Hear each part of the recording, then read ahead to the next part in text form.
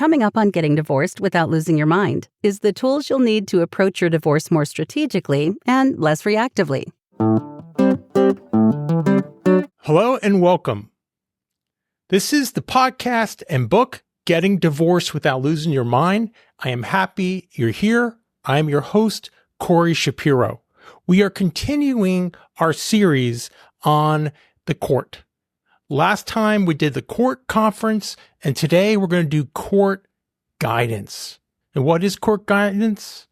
Well, that is if you get close. Usually at the end of the conference, the judge will tell you to work with your attorneys to resolve your matter, so you don't have to spend your kids' college education on your attorneys as much as you would like them. You don't like them that much, trust me.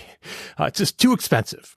All right, so they give you that speech, and you go back and you work things out. But let's say you've worked out maybe 80 or 90%, but there's some issues, and that could be important, these issues, that are remaining outstanding. What do? Well, you need the court. You need court guidance.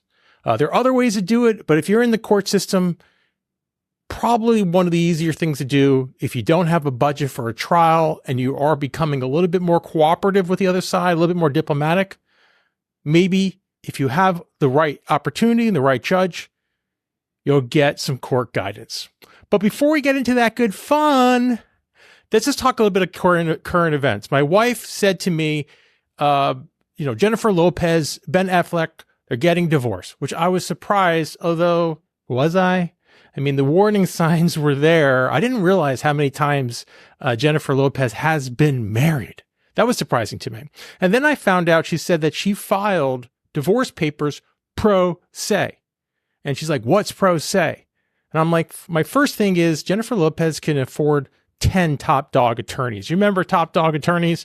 The best of the best? But why would she do pro se? So I Googled it, and she did do pro se. I was so surprised.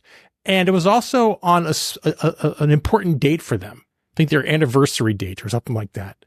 And I think this was just a message. I think a friendly message. Like, I just want to get divorced, or a warning sign that things aren't going well. We might get back together, but if we are going to get divorced, let's not bring in attorneys and really make it ugly until we maybe work things out in mediation or just on ourselves. We have enough. Doesn't have to be a drawn out fight. Let's move on. That's what my take was. So let's see what happens. Let's see if I was right. And the quote today is really on point with our subject matter on court guidance. Getting back to our topic. It's from former Senator Daniel Patrick Moynihan. It goes like this. Everyone is entitled to their own opinion, but not their own facts. I actually changed it a little bit to put in there because he said his own facts. And I just wanted to update the quote for the sticklers of the people who are joining us. And yeah, the reason it's so good is because the judge is going to give you an opinion, and it's going to be a good opinion. Hopefully, hopefully you have a wise judge. Everyone can have an opinion, but some opinions matter more than others. All right. So let's get into the meat of this episode. Let's look at these owls who's bringing us some wisdom. That's, loosen up a little bit, and let's get going. Let's rock and roll. I guess I'm just fired up because of the U.S. Open. I'm filming this the first week of September. We have this weekend. We got the women's finals, the men's finals tonight, Friday night. Wonderful match. All-American semifinals. I can't even remember the last time we had an All-American semifinals. So it is just that power is just coursing through my veins, as I say. So let's get back to it. What is this court guidance? What am I doing? What's the difference between a court guidance and like a decision? Don't judges make decisions? Well, let's be clear. This is one we're doing informal. These are suggestions. Are they suggestions? We'll get into that. If you want a little, the advanced, the 201, this is the 101. But if you want the 201, I'll touch briefly on some of the advanced issues with getting court guidance. But basically, you're looking for informal opinions from the judge, not a direction.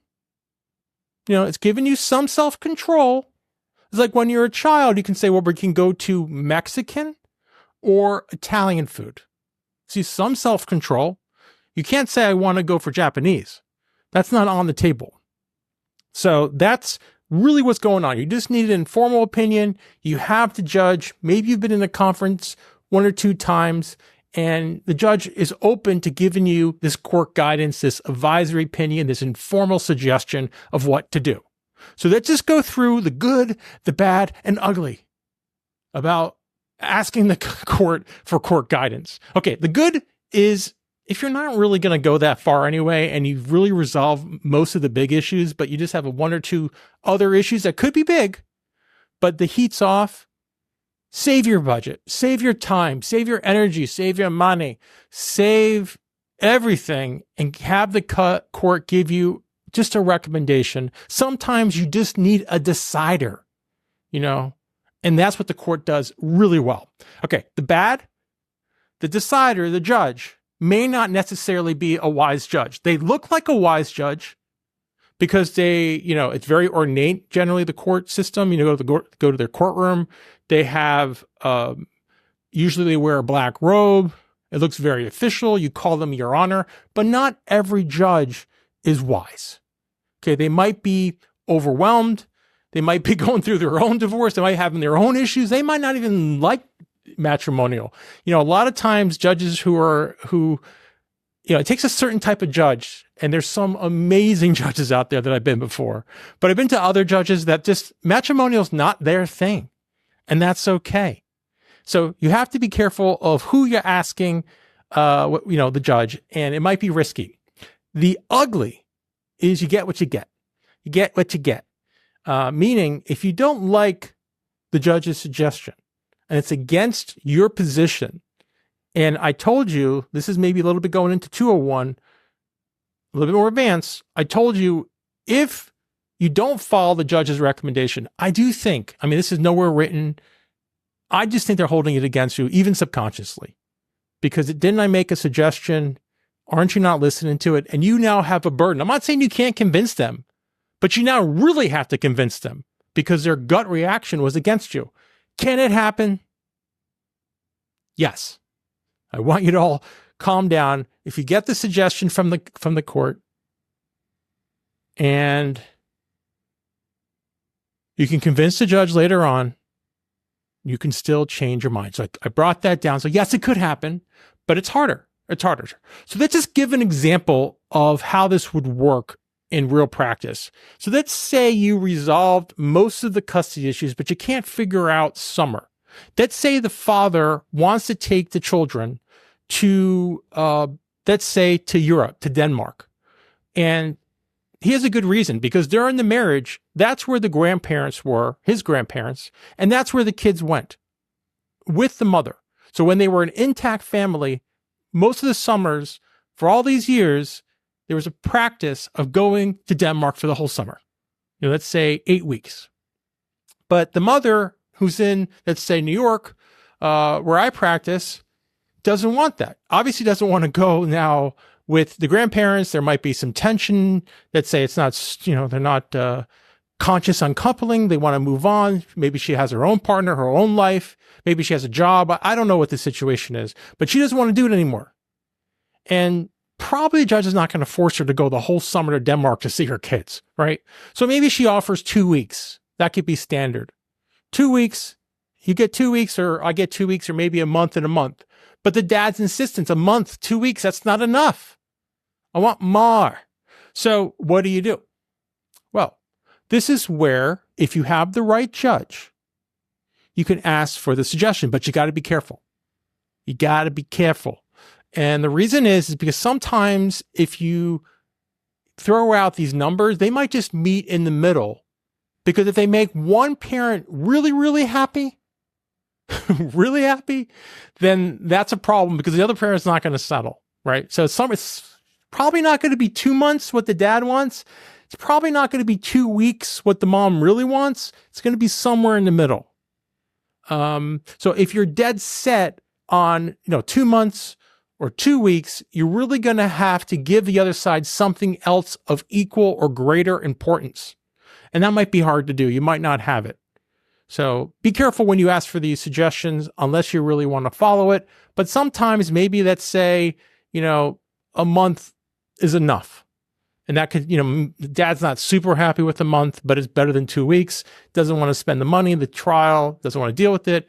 And maybe you can argue that in a couple years it raises to, 5 weeks, and see what the judge says to push back a little bit. All right. So that's the idea of getting court guidance. Hope that was helpful. But let's get into an exercise. Because you got to persuade the judge, even when you're asking, and this is your attorney persuading them. But I consider the best attorney-client relationships as collaborative. You're sort of in a joint venture helping you in these more difficult divorces. It's not sitting back and letting things roll. It's being more active in your case.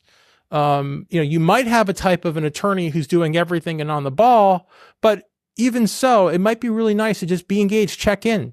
See what's going on. See how you can, give insight. You are probably the master of the facts. You know the facts better than your attorney.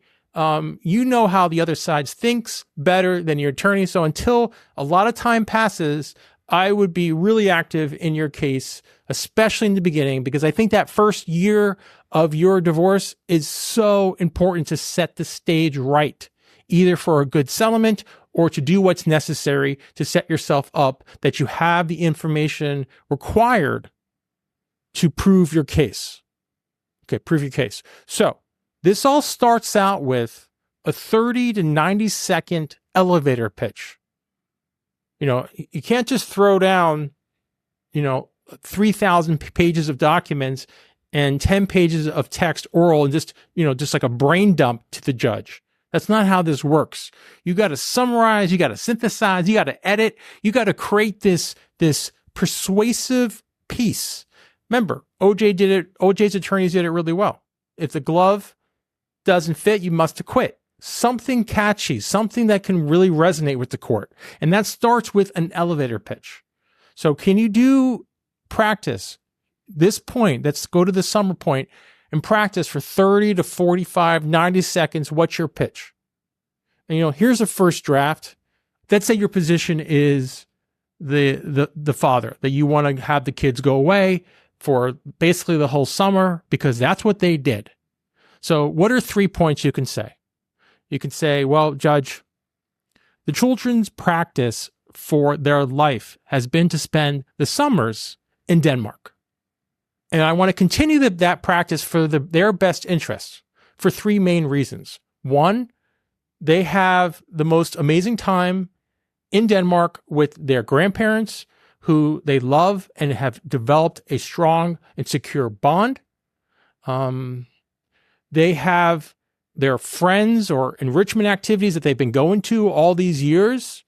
And there's extended family, cousins, and aunts and uncles who are all there who celebrate this special time. This was such an important time in our family that actually the mother used to go each summer for most of the time in Denmark. And we really, centered our vacation schedule around this. And to take this away from the children just because we're getting to a divorce goes against everything about making sure the children's best interests are served. That's a first draft. Can it be improved? Of course. But that works. That gets into your subconscious. And over time, when you get to court and you have to make that pitch with your attorney and let your attorney do it and you hear how your attorney's doing it and see if it sells. Because really it's all about what is said to the court to get a good result. And let me just give a side point. A lot of times these decisions by the court is done outside of the parties present. They might go in the back. Maybe the judge doesn't want to give this court guidance in front of the clients. So this might be a game of telephone tag. So they're, so it's like they're in the back in the court conference, and then they come out to you and they just tell you like the end result, but you don't know what was said. It's not on the record. There's no, record of this. This is all informal. So make sure that you can work with your attorney so your attorney really understands what's so important to you and can present it to the court in a persuasive way. All right, we got through. We did it. 2 of our 3 videos on the court. Today, we dealt with court guidance. That's where you've resolved most of the issues.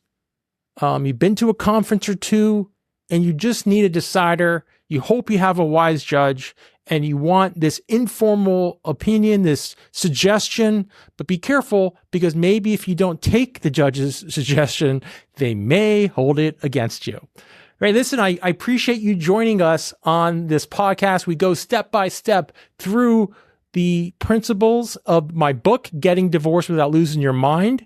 And we expand on those principles as well. But if you want, in one fell swoop, all of the information, even if just to skim, but at least you have it, you can just purchase the book on Amazon. It's available in ebook. It's also available in paperback. It is right here. Very snazzy cover. So check that out if you want to just go through it. I think it'd be very helpful for you to get the right frame of mind to make sure that you're getting the most out of this podcast. All right, next episode, we're doing do-overs. That's where the court has made a formal decision, either in a motion or after a trial, and you're not happy about it. So what do you do? What do you do? Well, you got to tune in for our next episode to learn about what happens. But we're going to talk about do-overs. Thank you all for joining us on this podcast, for working on your divorce, not just in it, just taking this break, building your skill set, getting a little bit more creative. Maybe 1% more creative each week. We go through these concepts. These concepts have taken me time in the trenches, working in New York City with the baddest of the bad. Decades dealing with these people to try to synthesize this information, and you all have to learn it right in the beginning of getting a divorce. And this is really important if you didn't want the divorce and the other side has pre-planned the divorce, is doing things that is making you crazy. It's making you crazy. It's making you lose your mind. And that's what this podcast is all about, to center you, to help you see a little bit more. So I'm your host, Corey Shapiro. Join me on our next episode for Getting Divorced Without Losing Your Mind. Thank you for tuning in to the Getting Divorced Without Losing Your Mind podcast. We would love to hear your feedback. Send Corey an email to feedback@gettingdivorced.org. And if you've read his book, please consider leaving an Amazon review. This podcast offers general information only. It cannot replace legal advice. If you need tailored advice, contact an attorney licensed to practice in your area.